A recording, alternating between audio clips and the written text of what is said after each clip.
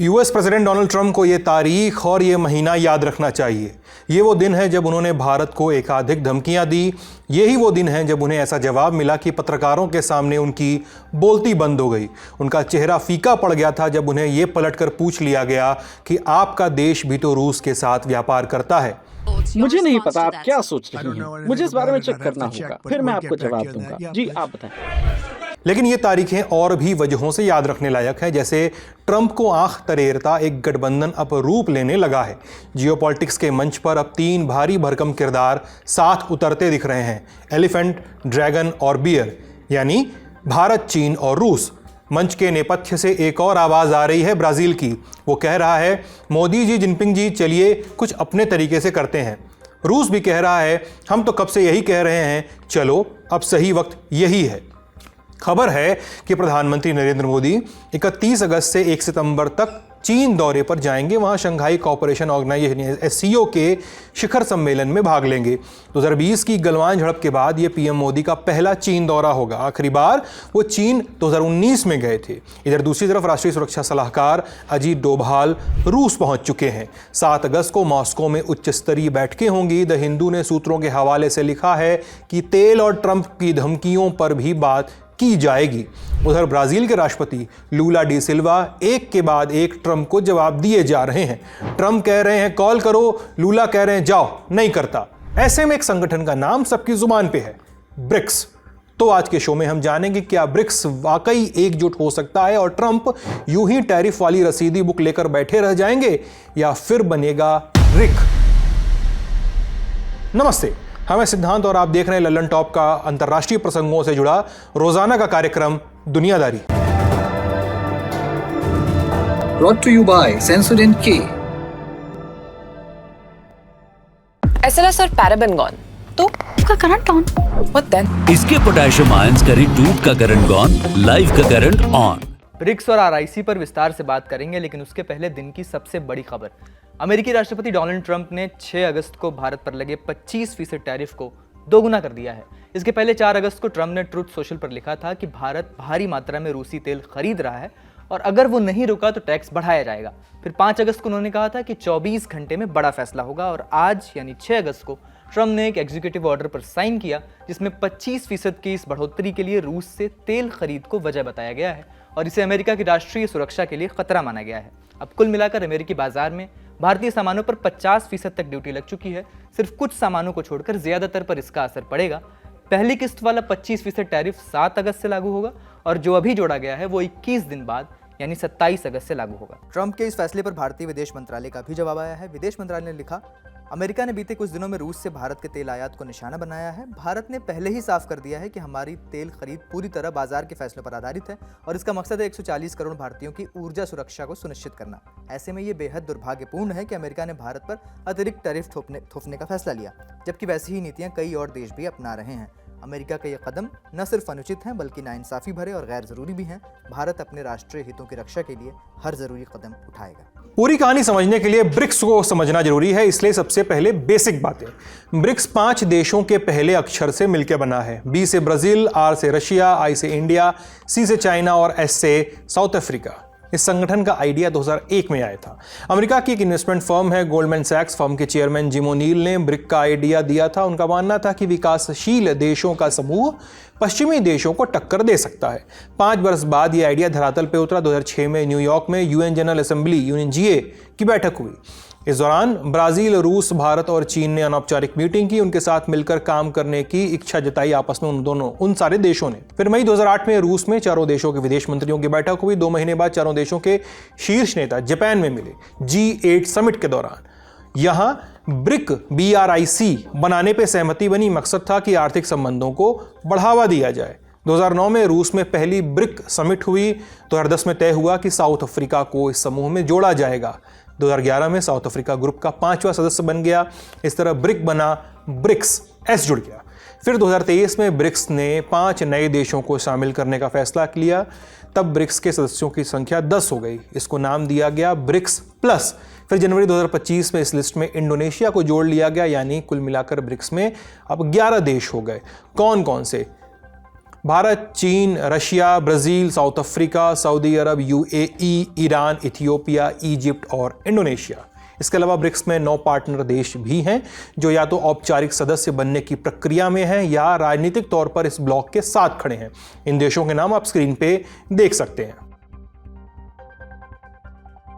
क्या आपको पता है कि ब्रिक्स कितना ताकतवर है? ये पूरा समूह, ब्रिक्स देशों की कुल आबादी मिला दीजिए तो संख्या बनेगी 4.45 अरब यानी 445 करोड़ की। ये पूरी दुनिया की 55.6% आबादी हुई।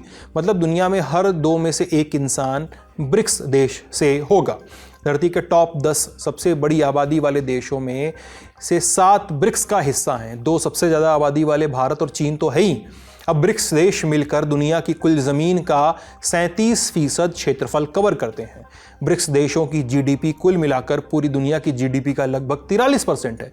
कच्चे तेल के ग्लोबल उत्पादन में ब्रिक्स की हिस्सेदारी 43% की है।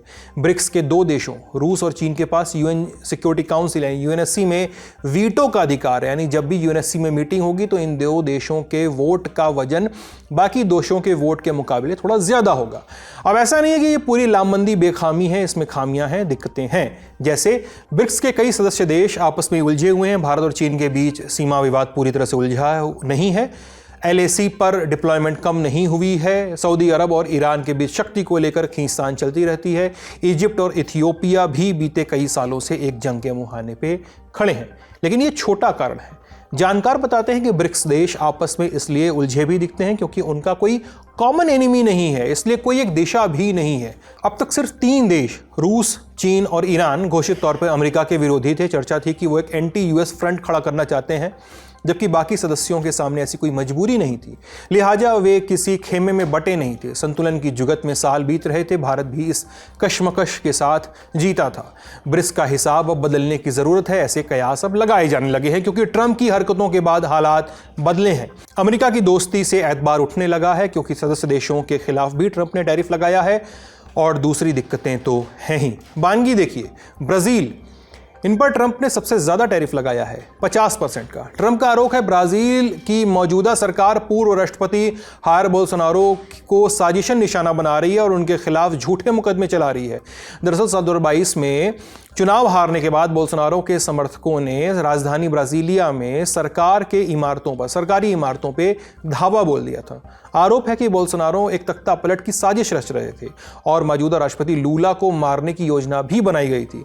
बोल्सोनारो ने इनकार किया, लेकिन ट्रंप ने अपना बयान दे दिया सो दे दिया। ट्रंप ने कहा था कि लूला यानी मौजूदा राष्ट्रपति जब चाहे मुझे कॉल कर सकते हैं। अब 6 अगस्त को लूला से पूछा गया कि क्या वो ट्रंप को कॉल करेंगे। लूला ने कहा कि मैं शी जिनपिंग को कॉल करूंगा, मैं पीएम मोदी को कॉल करूंगा, लेकिन मैं ट्रंप को कॉल नहीं करूंगा। यानी ट्रंप जिन लूला को ढाल बनाकर ब्राज़ील पर टैरिफ की पर्ची फाड़ रहे थे, वो ढाल ही पलटती दिखाई दे रही है। लूला समात नहीं खड़े हैं। अब ये तो होगी ब्राज़ील की बात। अब ब्रिक्स के बाकी देशों की भी बात करते हैं। रूस पर भी ट्रंप ने यूक्रेन से जंग रोकने का दबाव बनाया हुआ है। चीन से अमेरिका की ट्रेड डील पर बातचीत चल रही है, लेकिन इस डील के पीछे एक डर है। अगर नहीं हुई डील तो अमेरिका और चीन में डील नहीं, ट्रेड वॉर होगा, ये छिड़ सकता है। भारत पर टैरिफ और भारत का जवाब वाला एपिसोड तो आपको पता ही है। यानी ब्रिक्स के गठन में शामिल शुरुआती 5 देशों में से 4 देश ट्रंप के अजीबोगरीब तर्कों और फैसलों का सामना कर रहे हैं। सवाल है कि क्या ऐसे में अमेरिका से उलझने के बजाय भारत, ब्राज़ील, चीन और रूस जैसे देश बहुपक्षीय गठजोड़ की ओर बढ़ेंगे, यानी एक अलग फ्रंट जहां अमेरिका की कोई ज़रूरत ही ना हो। क्या ब्रिक्स एक नई धुरी खड़ा कर सकता है और क्या भारत भी अब चीन और रूस की तरह एंटी यूएस लाइन पे चलता दिखाई देगा? सुनते हैं एक्सपर्ट्स को। अब पूरी तरह तो एकजुट अमेरिका के साथ नहीं होगा क्योंकि उसके भी अपने डायनेमिक्स हैं, ब्रिक्स में भी बहुत सारे इश्यूज हैं, मतभेद हैं। लेकिन यह जरूर है कि अगर अमेरिका सारे देशों पे इस ढंग की ट्रंप लगाते रहेंगे और अगर निगोशिएशंस नहीं हो पाते हैं ठीक से, तो ब्रिक्स के देशों में आपस का सहयोग बढ़ेगा। इसकी पूरी संभावना, इसमें कोई शक नहीं। लेकिन मैं यह भी बता दूं कि ब्रिक्स में अभी वैसे भी सदस्य हैं जो पूरी तरह से अमेरिका पर डिपेंडेंट है। जैसे कि सऊदी अरब एक देश है, तो वो ब्रिक्स का मेंबर भी है लेकिन अमेरिका पे भी डिपेंडेंट है। तो वो पूरी तरह से ब्रिक्स के साथ नहीं रहेगा, वो अमेरिका के साथ भी जाना चाहेगा। उसी ढंग से जैसे यूएई की बात करो, तो यूएई कोई भी पूरी तरह से कभी भी नहीं जाना चाहेगा ब्रिक्स के साथ, और अमेरिका को नहीं छोड़ना चाहेगा। इजिप्ट की भी बात करूं तो इजिप्ट भी कई मायनों में अमेरिका पे डिपेंडेंट है, लेकिन यह जरूर है कि ब्रिक्स के जो टैरिफ्स है, अगर ब्रिक्स पर टैरिफ लगाने की कोशिश करते हैं तो ये सारे देश जो बाकी सारे देश हैं ब्रिक्स के, वो एकजुट हो सकते हैं और ऑल्टरनेटिव ट्रेडिंग मैकेनिज्म को भी मजबूत करने की कोशिश करेंगे, इसमें कोई शक नहीं है। देखिए, आपको मालूम है कि ब्रिक्स की आखिरी समिट जुलाई 2025 में ब्राजील में हुई थी। बड़ी थुक्का फजीहत हुई थी वहां पे। प्रधानमंत्री मोदी ने हिस्सा लिया, चीन के राष्ट्रपति शी जिनपिंग खुद नहीं आए, अपने प्रधानमंत्री को भेजा उन्होंने। वहीं रूसी प्रेसिडेंट व्लादिमीर पुतिन समिट में ऑनलाइन जुड़े थे, क्योंकि वो ब्राजील की यात्रा नहीं कर सकते थे। उन पर इंटरनेशनल क्रिमिनल कोर्ट आईसीसी ने अरेस्ट वारंट जारी कर रखा है। ब्राजील आईसीसी का मेंबर है, पुतिन आते तो उन्हें अरेस्ट कर लिया जाता। शी जिनपिंग और पुतिन की गैर मौजूदगी में भी पश्चिमी ताकतों को असहज करने के लिए समिट काफी थी। जैसे ही ब्रिक्स देशों ने बैठक की, डोनाल्ड ट्रंप ने अपनी पुरानी धमकी दोहरा दी। ट्रुथ सोशल पे एक पोस्ट किया, लिखा कि जो भी देश ब्रिक्स की एंटी अमेरिकन नीतियों के साथ खड़ा होगा उस पर 10% अतिरिक्त टैरिफ लगाया जाएगा। कोई अपवाद नहीं होगा। लेकिन ये कोई हवा में किया गया फैसला नहीं था। ट्रंप ने अपने चुनावी कैंपेन से ही ब्रिक्स के खिलाफ मोर्चा खोल रखा था। बार बार ब्रिक्स देशों को धमकी देते हैं कि वो डॉलर के प्रभुत्व के खिलाफ काम न करें। जनवरी 2025 में उन्होंने 100% टैरिफ की धमकी दी थी। ट्रंप ने भारत पर टैरिफ लगाते हुए एक वजह यह भी गिनाई थी कि भारत ब्रिक्स का मेंबर है और वो डॉलर पर अटैक नहीं सहेंगे। तो ब्रिक्स की एक मीटिंग और उस पर ट्रंप की धमकी, इसी फजीहत की हम बात कर रहे थे। लेकिन ट्रंप की ये धमकी कितनी मजबूत है, इसकी पड़ताल करते हैं। आपको पता है कि अंतर्राष्ट्रीय व्यापार में ज्यादातर लेन देन डॉलर में होता है। दुनिया भर के विदेशी मुद्रा भंडार का 59% हिस्सा डॉलर में होता है। अमेरिका को जो भी चीज़ें बाहर से खरीदनी होती हैं उसके लिए भी डॉलर चलता है। ये सब शुरू हुआ दूसरे विश्व युद्ध के बाद, लेकिन वो कहानी फिर कभी बताएंगे। लेकिन डॉलर की इस ताकत को कहा जाता है एक्सॉर्बिटेंट प्रिविलेज। चूंकि ये प्रिविलेज था तो अमेरिका अक्सर अपने पैसे की ताकत, अपनी करेंसी की ताकत का इस्तेमाल दूसरे देशों को सजा देने के लिए करने लगा समय के साथ। जैसे रूस, ईरान, वेनेजुएला जैसे देशों पे आर्थिक पाबंदी लगाना, इन देशों के साथ व्यापार करने पे रोक लगाना या अन्य देशों पे पाबंदी लगाने की धमकी देना। एक और धमकी टैरिफ वाली आपके सामने ही है। दुनिया भर की अर्थव्यवस्था तब से लेकर अब तक इस डॉलर वाले धमकी के भय में जी रही है। अब ट्रंप के डर पर वापस आए तो सवाल उठता है, अगर डॉलर का इस्तेमाल ही न हो तो डर कम तो होगा दुनिया भर में, लेकिन क्या ब्रिक्स देश ऐसा मिलकर कर पाएंगे? उससे भी बड़ा सवाल यह कि क्या डॉलर के बरक्स कोई नया सिस्टम बनाना ब्रिक्स का मकसद है भी या नहीं? क्या वो डॉलर को वाकई चुनौती देना चाहता है? क्योंकि ट्रंप के आरोप ऐसे ही हैं। एक तरह से देखें तो ऐसा है नहीं। ब्रिक्स इन आरोपों को नकारता है, लेकिन ब्रिक्स ने पहल जरूर की थी। साल 2022 रूस यूक्रेन जंग शुरू हुई, अमेरिका ने रूस पर सैंक्शंस लगा दिए। इसके बाद ही ब्रिक्स करेंसी की चर्चा शुरू हुई, लेकिन बाद के समिट्स में इसको तूल नहीं दी गई और ब्रिक्स देशों ने अलग अलग बयानों में साफ किया कि वो ऐसा नहीं करना चाहते। विदेश मंत्री एस जयशंकर ने दिसंबर 2024 में कहा था कि ब्रिक्स डॉलर को कमजोर करने का कोई मकसद नहीं रखता है, लेकिन जियोपॉलिटिक्स में मरता क्या न करता की स्थिति होती है। अगर ट्रंप इसी तरह ब्रिक्स देशों की आर्थिक या ऊर्जा संप्रभुता पर सवाल उठाते रहे, तो हमला करते रहे, तो वो इसके बारे में सोच सकते हैं, यानी ब्रिक्स कंट्रीज सोच सकती हैं। तो क्या ब्रिक्स करेंसी की बात फिर से शुरू हो सकती है? अगर ऐसा हुआ तो होगा क्या, और क्या वाकई भविष्य में कोई ब्रिक्स करेंसी डॉलर के प्रभुत्व को टक्कर दे सकती है? जानकारों से समझते हैं। देखिए, अभी तक जो एक संस्था या एक ऑर्गेनाइजेशन जो कि जो एक करेंसी को लाया है वो है यूरोपियन यूनियन, जहाँ पे कि यूरो करेंसी चलता है, आप जानते हैं। और वो ये यूरो सारे यूरो के जो देश हैं उसमें ये मान्य होता है।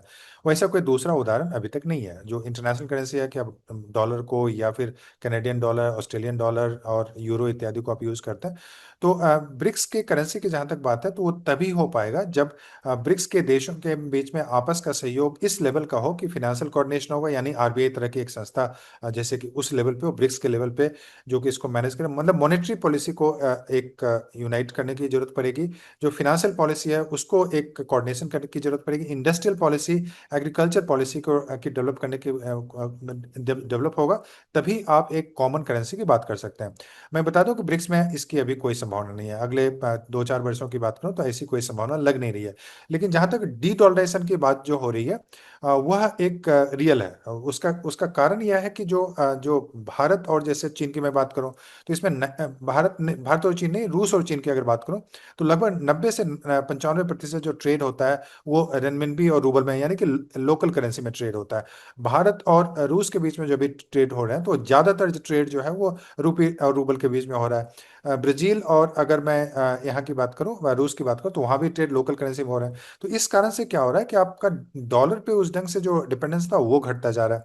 तो ये जो ट्रेड इन नेशनल करेंसी हो रहा है ये एक बहुत इंपॉर्टेंट फीचर है और ब्रिक्स इसको प्रमोट करने की कोशिश करेगा और आपस के देशों में एक ट्रेडिंग मैकेनिज्म डेवलप करने की कोशिश करेगा। और WTO जैसे डिस्प्यूट रेजोल्यूशन जो बॉडी होता है उस पर अब ब्रिक्स फोकस करने की कोशिश करेगा और वैश्विक दक्षिण के देश हैं उसको ट्रेडिंग मैकेनिज्म में जोड़ने की कोशिश करेगा। अगर यह ट्रंप की पॉलिसी रही तो ये इसकी पूरी संभावना है कि ब्रिक्स ऐसा करेगा। ब्रिक्स की एकजुटता की चर्चा तो हो ही रही है, इस बीच एक नया गठजोड़ भी सुर्खियों में। इसका नाम है RIC, रिक भी कह सकते हैं। रशिया, इंडिया और चाइना के पहले अक्षरों को लेकर एक्रोनिम बनाया गया है। 3 देशों का पुराना त्रिकोण ये ब्लॉक बरसों से नींव में था। इस फॉर्मेट की नींव 90 के दशक के आखिर में रखी गई। रूसी प्रधानमंत्री येवगेनी प्रिमाकोव इसके जनक माने जाते हैं। उनका सपना था कि एक ऐसा मंच बने जो पश्चिमी वर्चस्व, खासकर अमेरिका के एक तरफा दबदबे, उसका जवाब दे सके। मकसद था मल्टीपोलर दुनिया बनाना और क्षेत्रीय सहयोग को बढ़ावा देना। 2000 के दशक में ये आइडिया तेज़ी से बढ़ा, बैठकें शुरू हुई, लेकिन फिर रफ्तार थम गई। साल 2020 में भारत और चीन में गलवान में झड़प हुई। दशकों में ऐसा टकराव पहली बार हुआ और उसी के साथ रिक का इंजन भी बंद पड़ गया। लेकिन अब लगता है कि ट्रंप की धमकियों ने इस गठजोड़ को नींद से उठा दिया है। इसी साल जुलाई में रूस के डिप्टी फॉरेन मिनिस्टर आंद्रेई रुडेनको ने कहा कि रिक को दोबारा शुरू करने पे बात हो रही है। चीन और भारत दोनों से बातचीत जारी है। मॉस्को चाहता है कि यह मंच फिर से सक्रिय हो। उसी दिन चीन ने भी समर्थन दे दिया, कहा कि रिक न सिर्फ तीनों देशों के हित में है बल्कि पूरे क्षेत्र और दुनिया की स्थिरता के लिए ज़रूरी है। हालांकि 17 जुलाई को भारत ने कहा था कि रिक की वापसी तभी होगी जब तीनों देशों की सहूलियत एक साथ मिले। इससे इतना संकेत जरूर बना कि दरवाज़ा खुला है। उसके बाद ट्रंप ने भारत के खिलाफ उल जलूल बातें कहनी शुरू की, टैरिफ लगा दिया। इसमें रूस के समर्थन का भी जिक्र आया। हमने जानकारों से पूछा क्या ऐसी स्थिति में वाकई रिक बन सकता है। सुनिए। देखिए, रशिया, इंडिया, चाइना, देखिए इंडिया और चाइना, देखिए जहाँ तक ट्रेड की बात है तो ऑलरेडी बहुत स्ट्रॉन्ग कोलैबोरेशन है। बहुत बड़ा ट्रेडिंग पार्टनर है चीन, आप जानते हैं भारत का। तो उसके साथ हमारे संबंध तो अच्छे हैं।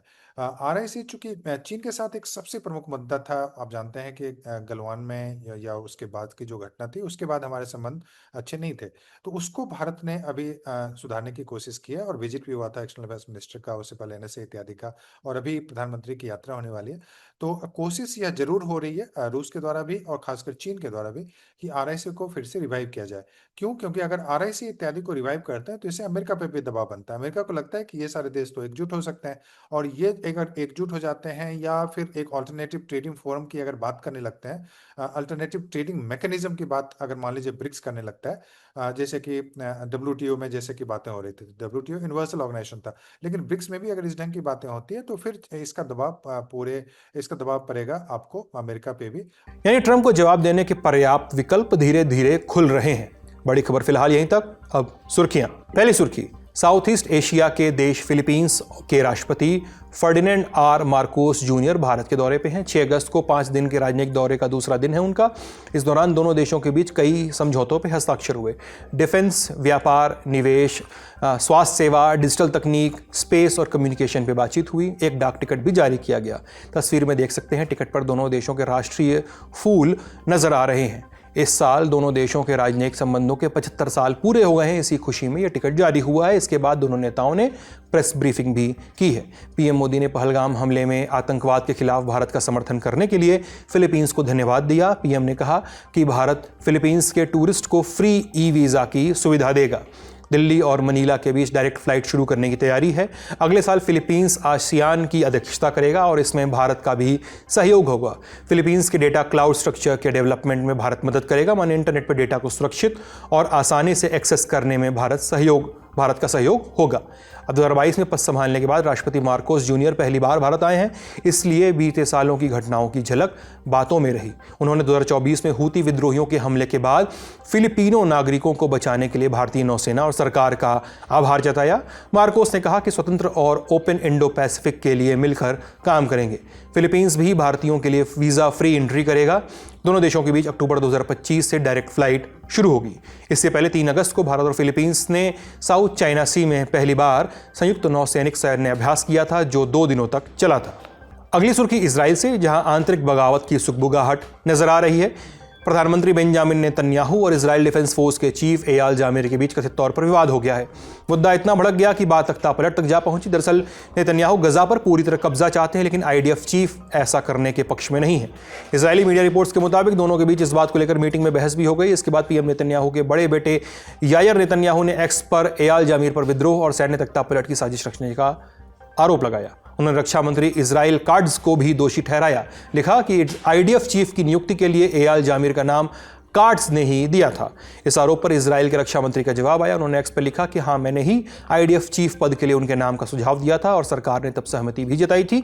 आईडीएफ के जैसे हालात थे, उसे संभालने के लिए मुझे वही मुफीद लगे। उन्होंने ये करके भी दिखाया है। द टाइम्स ऑफ इजराइल के मुताबिक आईडीएफ गजा पर पूर्ण कंट्रोल के लिए तैयार नहीं है। इसकी 2 वजह हैं। हमास के खात्मे में कई साल लग जाएंगे, साथ ही बंधकों की जान को भी खतरा है। ऐसे में दोनों पक्षों के बीच असहमति सामने आई है। आज का दुनियादारी यहीं तक। अपना ख्याल रखिएगा, स्वस्थ रहिएगा। बहुत बहुत शुक्रिया।